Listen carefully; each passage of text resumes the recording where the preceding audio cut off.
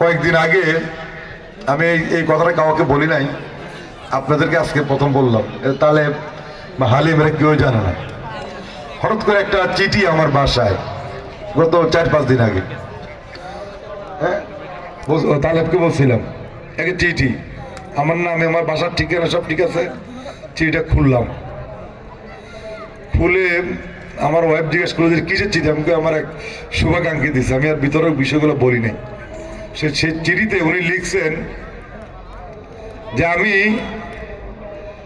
আন্দোলনের সময় আমি জেলখানায় ছিলাম, যার কারণে যে আন্দোলন হয়েছে আমি কিছু দেখি নাই। তিনি আরো লিখছেন যে 18 সালে যখন নির্বাচন হয় তখন নাকি শিরিন আক্তার আমাকে 50 লক্ষ টাকা দেয়, যার কারণে আমি এলাকার নির্বাচন থেকে দূরে থেকে আমি ঢাকা পালিয়ে যাই।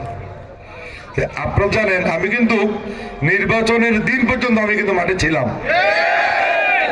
আমি কিন্তু এই সমস্ত ফ্যাসিবাদদেরকে কখন আমরা কিন্তু ভয় পাই নাই। আর আপনারা জানেন এই 17 বছরে আমি 10 বার কারাগারে ছিলাম। হয় কারাগারে ছিল আমাদের ঠিকানা অথবা রাজপথ। এই 17 বছরে আমি কোন দেশের বাইরে কোন আন্দোলন সংগ্রামে আমি কিন্তু কখনো যাই না কর্মীদের ফেলে।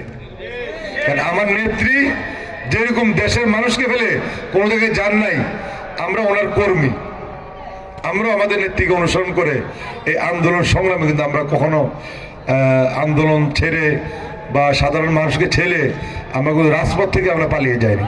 হয় কারাগারে গিয়েছি আর নাইলে রাজপথে ছিলাম। এই যে সে আমাকে চিঠিগুলো লিখলো, এটার মধ্যে নিশ্চয় কোনো একটা কারণ আছে। হ্যাঁ, এই যে ধরেন এটা, এবং সে আমাকে থ্রেটও করছে চিঠির মধ্যে। থ্রেট করছে, যাক ওগুলা বললাম না। মানে সে মেনলি আমাদের অনেক কাছের বন্ধু, বুঝছেন। কারণ সে আমাদেরকে বলছে আমরা এই করছি সেই করছি এই করছি।